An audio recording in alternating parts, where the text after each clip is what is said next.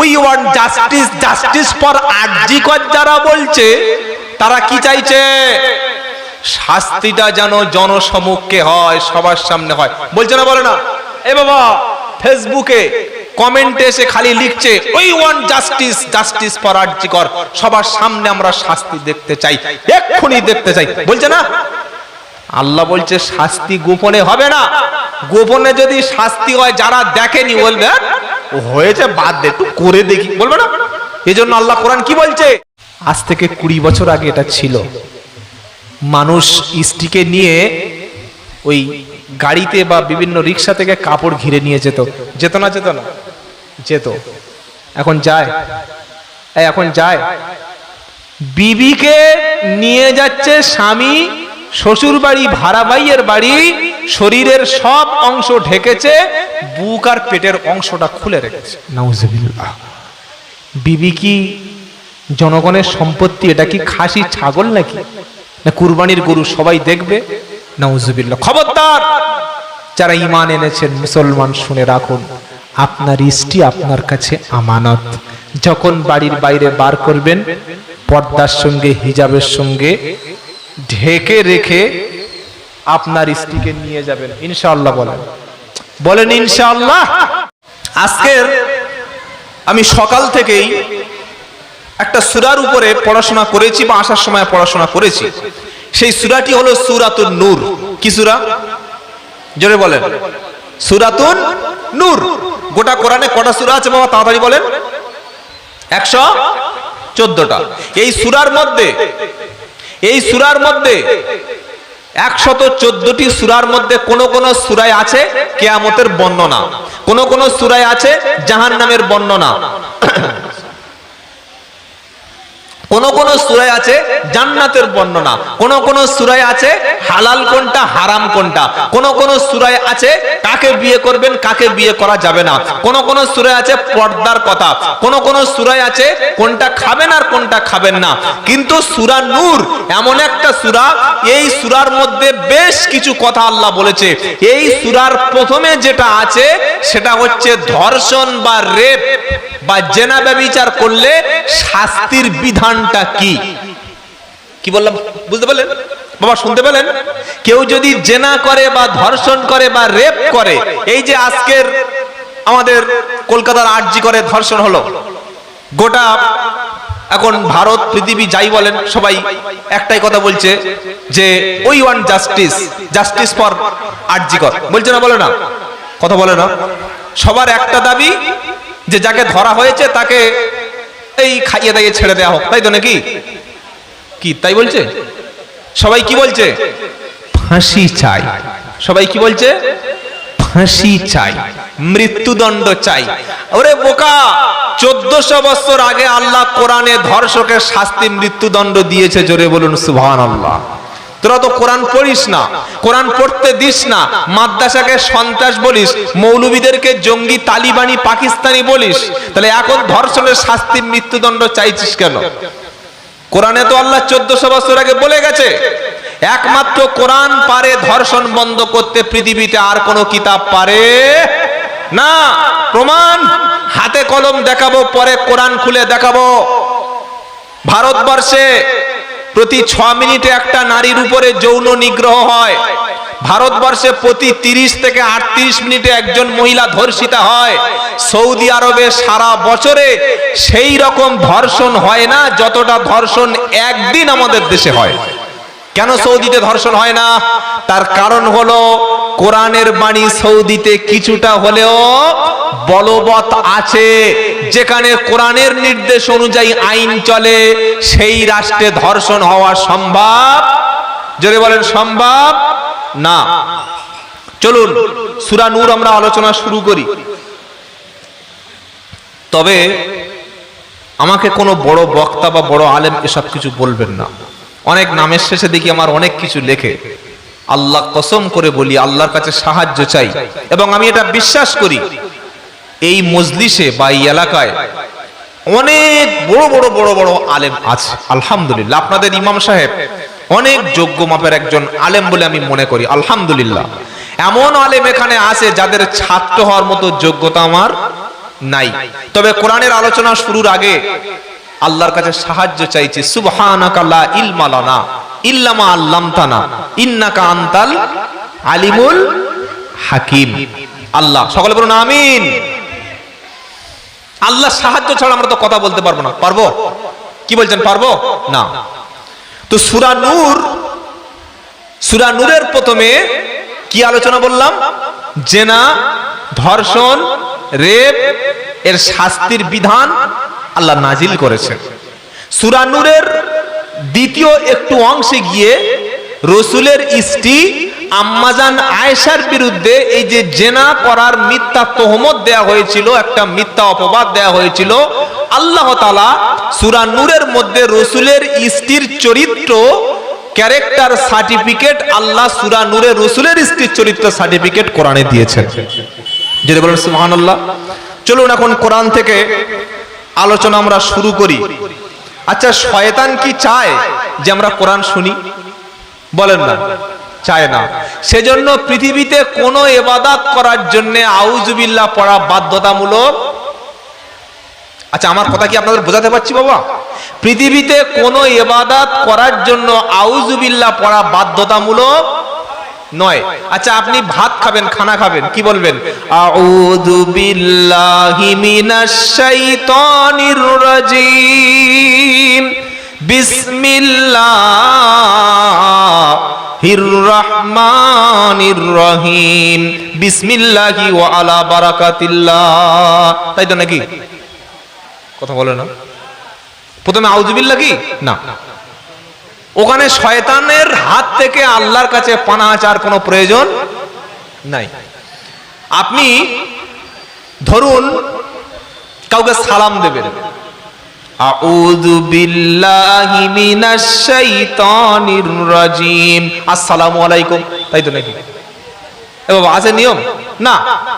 আসসালামু আলাইকুম। আজান দেবেন, আজান দিলে শয়তান কি করে? কথা বলে না? আজান দিলে শয়তান পালিয়ে যায়, তাই তো নাকি? তার মানে মসজিদে আজান হলে আশেপাশের লোকগুলো যখন ছুটে বার হয়ে যায়, পালিয়ে যায়, বুঝতে হবে এরা কি? কথা বলে না? এরা দেখবেন এক জায়গায় ছেলেরা খেলা করছে, তাস খেলছে, জুয়া খেলছে, আরো বিভিন্ন রকমের যে ফ্রি ফায়ার গেম, বিভিন্ন খেলা আছে, এগুলো খেলছে। হঠাৎ মুয়াজ্জিন আল্লাহু আকবার, আল্লাহু আকবার, সঙ্গে সঙ্গে পালিয়ে চলে গেল। তার মানে কারা চলে গেল? বলেন না, শয়তান চলে গেল। তো আজান দিলে শয়তান পালিয়ে যায়, এটা নবীর হাদিস। আজানের আগে কি আছে? আউযু বিল্লাহি মিনাশ শাইতানির রাজিম, আল্লাহু আকবার, আল্লাহু আকবার। আছে বাবা? আছে না? কোরআন নামাজ পড়বেন, নামাজে যখন দাঁড়াবেন বা ইমাম নামাজ শুরু করলো, আল্লাহু আকবার বলে নামাজ শুরু করার পরে ইমাম প্রথমে কিন্তু কি পড়ে? আউযুবিল্লাহ পড়ে না, বিসমিল্লাহ পড়ে না, প্রথমে সুবহানাকা আল্লাহুম্মা ওয়া বিহামদিকা ওয়া তাবারাকা ইসমুকা ওয়া তাআলা জাদ্দুকা ওয়া লা ইলাহা গায়রুক। তারপরে কিন্তু ইমাম যখন কোরআন শরীফ শুরু করতে যাবে, আল্লাহ বলছে ইমাম এবারও তুমি পড়ে নাও আউযুবিল্লাহ, কারণ তুমি কোরআন শরীফ পড়তে যাবে। জোরে বলো সুবহানাল্লাহ। পৃথিবীতে কোন ইবাদত করার জন্য আউযুবিল্লাহ পড়া বাধ্যতামূলক না, কিন্তু আল্লাহ বলছেন নবী ফাইদা করাআতাল কুরআনা ফাস্তাইদ বিল্লাহি মিনাশ শাইতানির রাজিম। 14 পারায় আল্লাহ পাক শোনাচ্ছে, কোরআন যখন পড়তে যাবে তুমি আল্লাহর কাছে আশ্রয় চেয়ে নাও, কারণ পৃথিবীতে কোরআন পড়ুক বান্দা এটা শয়তান কখনো চায় না। কোরআন বসে শুনুক এটা শয়তান কখনো, জোরে বলো, কোরআনের আলোচনা চলুক এটাও শয়তান চায় না। কোরআনের আলোচনায় মানুষ এসে বসুক এটাও শয়তান কখনো চায় না। কোরআনের আলোচনা পাড়ায় বেশি করে হোক এটাও শয়তান চায় না। সেজন্য প্রথমে শয়তানের হাত থেকে আল্লাহর কাছে আশ্রয় চাইতে হবে। সকলে পড়ুন আউযু বিল্লাহি মিনাশ শাইতানির রাজিম বিসমিল্লাহির রহমানির রহিম। এই সূরাটির নাম হচ্ছে সূরা নূর। কি নাম? নূর। নূর মানে কি? আলো। এই সূরাটি নাজিল হলো মদিনা শরীফে। কোথায়? যেটা বলেন না, কোরআনের কিছু সূরা হলো মাদানী সূরা, আবার কিছু সূরা হলো মাক্কি সূরা, মানে মক্কায় নাজিল হয়েছে নবীর উপরে। মক্কায় 13 বছর ছিলেন মুহাম্মদ সাল্লাল্লাহু আলাইহি ওয়াসাল্লাম, মদিনায় চলে যাওয়ার পর 10 বছর ছিলেন, তারপরে ইন্তেকাল করেছেন। তো মক্কায় যে সূরাগুলো নাজিল হয়েছে ওই সূরাগুলিকে বলা হয় মাক্কি সূরা, আর মদিনায় যে সূরাগুলো নাজিল হয়েছে ওই সূরাগুলোর নাম হলো মাদানী সূরা। যেমন কোরআন শরীফ আপনি দেখবেন এখানে কি লেখা আছে, সূরাতুন নূর মাদানিয়া, অর্থাৎ সূরা নূরটা আল্লাহ মদিনায় নাজিল করেছে। কেন? কোরআনের যত বিধান হুকুমের সূরাগুলি সব নাজিল হয়েছে মদিনায়, আর আযাব, গজব, ভয়, ভীতি, আখিরাত সবগুলো নাজিল হয়েছে মক্কায়। আবার বলছি, যত নির্দেশ, মদ হারাম, সুদ হারাম, জেনা ব্যভিচার করো না, চুরি করলে হাত কাটার শাস্তি, পর্দার বিধান, যত রকমের আদেশ, নিষেধ, হুকুম, বিধান, সংবিধান, কনস্টিটিউশন, সব সূরাগুলো নাজিল হয়েছে কোথায় বললাম? জোরে বলেন বাবা, মদিনায়। আর যে সূরাগুলির মধ্যে জাহান্নামের ভয়, জান্নাতের আশা, আখিরাত, কবর, আযাব, পরকালের কথা, এই সূরাগুলো নাজিল হয়েছে কোথায় বললাম? জোরে বলেন, মক্কায়। কোরআন শরীফে আপনি যখন শুনবেন যে জাহান্নামের কথা, জান্নাতের কথা, বেশি বেশি পরকালের কথা আলোচনা হচ্ছে, ওটা ধরে নিতে হবে মাক্কি সূরা। আর যখন কোনো হুকুম, বিধান, সংবিধানের কথা আল্লাহ বলছে তখন ধরে নিতে হবে সূরাটা মাদিনার। আচ্ছা, কারণটা কি? কারণ বলবো? কারণ বলবো।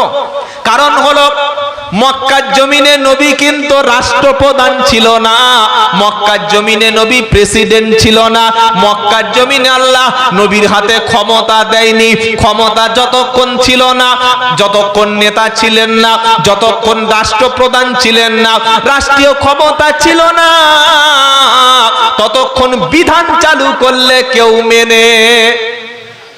ইমাম সাহেব মদের বিরুদ্ধে বক্তব্য করে না? করে না? কথা বলেন। সুদের বিরুদ্ধে বক্তব্য করে, জুয়ার বিরুদ্ধে বক্তব্য করে, নারী নির্যাতনের বিরুদ্ধে বক্তব্য করে, জলসায় বক্তব্য হয়, শত শত জলসা হলো, শত শত মিলাদ হলো, শত শত ইমাম বক্তব্য করলো, সুদ খেও না, জেনা করো না, ধর্ষণ করো না। বন্ধ হয়ে গেছে তো? তবে আমি জলসা করে চলে যাওয়ার পর থেকে কাল এলাকায় সব বন্ধ হয়ে যাবে। যাবে? বলেন, যাবে না। কারণ যতক্ষণ ক্ষমতায় কেউ থাকে না তার কথা জনগণ 4 পয়সা দাম। কালকের আপনাদের এলাকার প্রধান সাহেব যদি বলে এই এলাকায় আর কোনো জুয়ার টিকিট বিক্রি হবে না, লটারির টিকিট বিক্রি হবে না, কোনো মাতাল যদি মদকে মাতলামি করে ক্লাবে বেঁধে 100 চাবুক মারা হবে, ওই একটা প্রধানের বক্তব্যে পরের দিন বন্ধ। জোরে বলো, হয়ে যাবে। সেজন্য আল্লাহ বলছে, নবী তুমি আছো মক্কায়, শাসন ক্ষমতায় আছে আবু জাহেল, আছে আবু লাহাব, উতবা, সাইবা। তুমি এখন দিনটা প্রচার করো, তুমি এখন আখিরাতের ভয় দেখাও। যখন তুমি রাষ্ট্র ক্ষমতা পাবে, মদিনায় গিয়ে রাষ্ট্র দেব, আর রাষ্ট্র দেওয়ার পরে নবী তোমার আর ওয়াজ করতে হবে না, খালি বলবে ইয়া আইয়ুহাল্লাযীনা আমানু ইন্নামাল খামরু ওয়াল মাইসির ওয়াল আনসাব ওয়াল আজলামু রিজসুম মিন আমালিশ শাইতান। হে আমার বিশ্ব রাসূল, তুমি খালি বলে দেবেন নিশ্চয়ই মদ এবং জুয়া, লটারির টিকিট সবগুলো শয়তানের কাজ, বাঁচতে চাইলে ছেড়ে দাও। পরের দিন তোমার কথাটা হুকুম হবে, মদিনায় অটোমেটিক মদ বন্ধ হয়ে যাবে। সুবহানাল্লাহ বলবেন না? সেই 6 মাস পরে একবার রমজান মাসে বলবেন, জোরে বলুন না সুবহানাল্লাহ। মক্কায় মদের আইন নাই, কি আছে? না, বলেনি। বললে লোক মানবে না। মক্কায় খালি ভয় দেখাও, খালি ভয় দেখাও। এজন্য করে আমাদের, যেহেতু আমরা এদেশে মানে এই আলেম ওলামারা ক্ষমতায় নেই, ওই মসজিদ, মাদ্রাসা, খানকা, পীর সাহেব খানকায় বসে আছে, ইমাম সাহেব মসজিদে বসে আছে, আর ওই যারা আমাদের কলেমার দাওয়াত দেয়, আমাদের তাবলিগ জামাতের ভাইরা, তারা গিয়ে পাড়ায় বোঝাচ্ছে। তাই আমরা মানুষের বলছি, ভাই মদ খেও না ভাই, আমার সোনা ভাই জেনা করো না বাবা, আমার ভাই তুমি চুরি করো না। কিন্তু ইসলাম আদেশের ধর্ম, ইসলাম অনুনয় বিনয় করার কোন ধর্ম নয়। অনুনয় বিনয় নবী মক্কায় করেছিলেন, মদিনায় যাওয়ার পরে আর কোনো অনুনয় বিনয় নয়। মদিনায় যাওয়ার পরে ডাইরেক্ট হুকুম, ফরমান, আইন, কানুন, কনস্টিটিউশন হয়ে গেল। সেজন্য ভাইরা, এই যে কোরআন ধর্ষণের বিধান দিয়েছে, তো আমরা সে আলোচনা শুরু করি। সূরা নূর, আল্লাহ আমাদের বোঝার তৌফিক দান করুন, বলুন আমিন। আল্লাহ বলছেন সূরাতুন আনজালনাহা, আমি একটা সূরা তোমাদের উপরে অবতীর্ণ করেছি। এটা একটা সূরা। এটা কি জোরে বলেন? সূরা। ও ফারাজনাহা, এবং এর মধ্যে রয়েছে কিছু বিধি বিধান যেগুলো তোমাদের জন্য পালন করা বাধ্যতামূলক। বলুন সুবহানাল্লাহ। ও আনজালনা ফিহা আয়াতিন বাইয়িনাত, আর এগুলো নাজিল করেছি সুস্পষ্ট বিধান, লাআল্লাকুম তাযাক্কারুন, যাতে করে তোমরা এটাকে নিয়ে গবেষণা করতে পারো, আলোচনা করতে পারো, ভাবতে পারো, ফিকির করতে পারো, অ্যানালাইসিস করতে পারো, মুজাকারা করতে পারো, স্টাডি করতে পারো, মুতালা করতে পারো। তার মানে কি বললাম? আমি একটা সূরা নাজিল করছি, এর মধ্যে রয়েছে কিছু শরীয়তের বাধ্যতামূলক বিধান, এটা সুস্পষ্ট কিতাব, আর এটা দিয়েছি কোরআন নিয়ে ফিকির করার জন্য, ভাবার জন্য। কথা বুঝতে পেরেছেন? এবং কথা শুনছেন আপনারা? খুব ধীরে স্থির করে শুনবেন। যদি কারোর বুঝতে অসুবিধা হয় আপনি আরেকবার বলবেন যে ভাই আরেকবার বলুন। আমি যতক্ষণ থাকবো আপনাকে দায়িত্ব আমার বুঝিয়ে দেওয়ার। ডাক্তার কাছে গিয়ে বলেন, ডাক্তারবাবু কি মাথায় যন্ত্রণা, খুব কাশি হয়, মাঝে মাঝে জ্বর হয়, খেলে হজম হয় না। তো আপনি যখন বলছেন ডাক্তার তখন কি শুনছে। এবার ডাক্তার সব শুনে নিল, স্ট্যাথোস্কোপ দিয়ে আপনার প্রেসার, বিপি সব মেপে নিল, তারপরে লাইট দিয়ে বললো চোখটা দেখি, জিভটা দেখি, দেখে নিলে এবার ডাক্তার প্রেসক্রিপশন লিখবে আর আপনাকে মৌখিক ভাবে কিছু জিনিস নিষেধ করবে। তখন যদি বলে যান তো আপনার কিছু মানে পাল্টাবে নাকি? পাল্টাবে না। ডাক্তার বলছে আপনি এই লবণ, কাঁচা লবণ খাবেন না, আর ওই মিষ্টি খুব খান নাকি? বললে খুব লোভ আছে। বললে ওই বাঁচতে চাইলে মিষ্টিটা ছাড়তে হবে। বললে আর? বললে আপনি ওই ফ্রিজের ঠান্ডা জল, ওই কোকাকোলা, কোল্ড ড্রিঙ্কস, ফান্ডা, মাজা, যেটা আপনি ভটভট ভটভট করে খেয়ে নেন, ওটা খাওয়া যাবে না। এটা না খেলে শরীর ভালো থাকবে। এটা প্রেসক্রিপশন করে দিল আর কিছু মৌখিক নির্দেশ দিয়ে দিল। তাহলে ডাক্তার প্রেসক্রিপশন করছে, আপনাকে কিছু ভালো শরীর সুস্থ থাকার জন্য সাজেস্ট করছে, আপনাকে সেইগুলো মানার সময় চুপ থাকতে হবে। ডাক্তার কোনগুলো নিষেধ করছে ভাবতে হবে, আর প্রেসক্রিপশনটা বাড়িতে গিয়ে ফলো করতে হবে। তবে আপনি পাল্টাবেন, আর তা না হলে আপনি মরবেন। কিছু বুঝতে পারছেন না? পারছেন না? আমি হলাম সাময়িকভাবে ডাক্তার, আমি কোনো এমবিবিএস এমডি ডাক্তার না, আমি কোরআনের ডাক্তার। আর কোরআনটা হচ্ছে প্রেসক্রিপশন। এটা কোথায় আছে?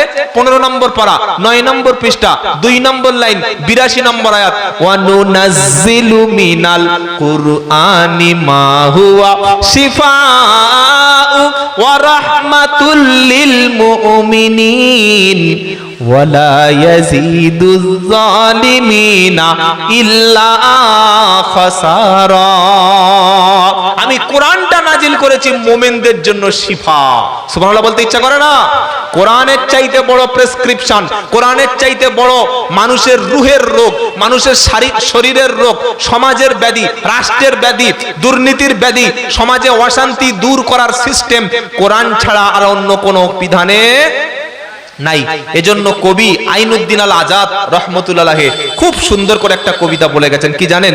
সমাধান চাও যদি জীবনে, মরণে ফিরে চাও, খুঁজে নাও চোখ রাখো কোরআনে। জোরে বলবেন না সুবহানাল্লাহ? সমাধান চাও যদি জীবনে, মরণে ফিরে যাও, খুঁজে নাও চোখ রাখো কোরআনে। তবে পাবে সুখ শান্তির ঠিকানা, তবে পাবে সুখ শান্তির ঠিকানা, যদি মেনে নাও তুমি মনে প্রাণে। সমাধান চাও যদি জীবনে, মরণে ফিরে যাও, খুঁজে নাও চোখ রাখো কোরআনে। যদি সমাধান পেতে চাও কোরআনের কাছে ফিরতে হবে। আল্লাহর কসম করে বলছি, আমরা কোরআনের সম্মান কেমন করে দিই লক্ষ্য রাখুন আমার দিকে। রমজান মাস আসলে বাড়ির ভাবিরা, চাচিরা, নানিরা, দাদিরা উপর থেকে সেলফ থেকে কোরআনটা পাড়ে একটু পড়লো, আর সেই রকম তেলাওয়াত। কি বুঝলেন? কোথায় টান দিচ্ছে 6 আলিফ, আর কোথায় টানের জায়গায় টান না দিয়ে চলে যাচ্ছে। আল্লাহ মাফ করে দিক, ওরকম কোরআন পড়লে কোরআনের হক আদায় হবে না। কোরআন কিভাবে পড়তে হবে? আল্লাহ বলছেন ওয়ারাতিলিল কুরআনা তারতিলা। এটা সূরা মুজাম্মিল 4 নম্বর আয়াত 29 পারা। আল্লাহ বলছেন কোরআনটাকে থেমে থেমে বুঝে বুঝে তেলাওয়াত করবে। বলুন সুবহানাল্লাহ। কি রোগ হলো আমাদের, সকাল থেকে দুপুর পর্যন্ত এক খতম হয়ে গেছে, বাহ শেষ হয়ে গেল। জীবনে 5000 বার আপনি কোরআন খতম করেছেন। আমি আব্দুল্লাহ জুবায়ের বলছি পায়ে দুটো ধরে, আরো 100 বার কোরআন খতম করুন। কিন্তু অনুরোধ করব ভাই, যত তেলাওয়াত করবেন ঈমান বাড়বে, সওয়াব হবে, আপনার অন্তরটা হালকা হবে।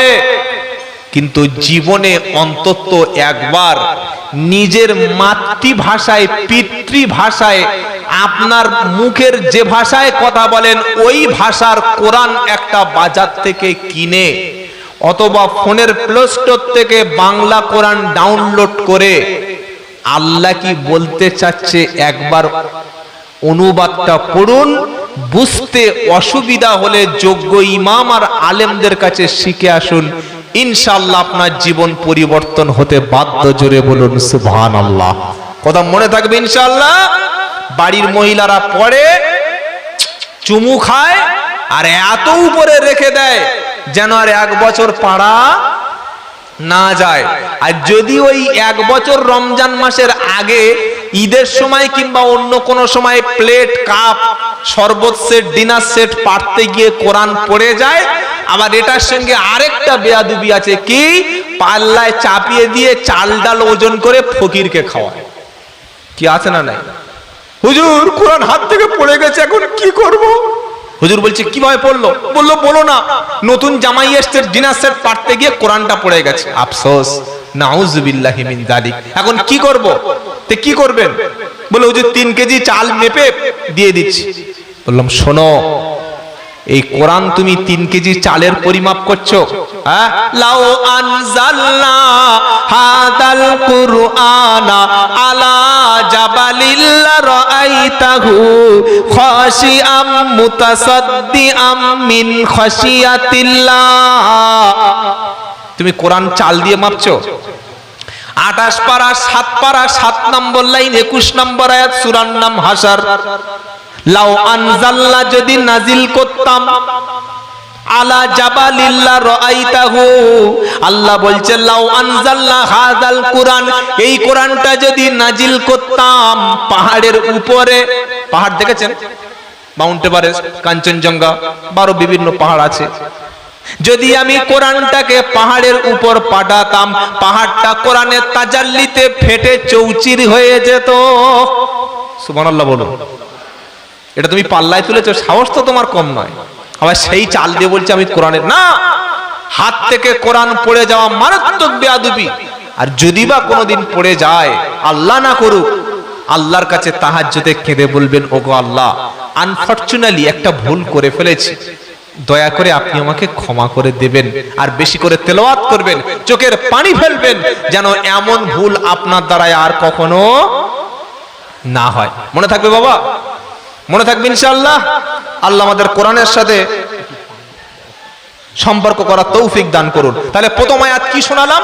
আল্লাহ বলছে একটা সূরা নাজিল করেছি, আর এটার মধ্যে রয়েছে ফরজ বিধান এবং পরিষ্কার ব্যাখ্যা, যাতে তোমরা গবেষণা করতে পারো, ভাবতে পারো। সুবহানাল্লাহ বলেন। এইবার দ্বিতীয় আয়াত আল্লাহ বলছেন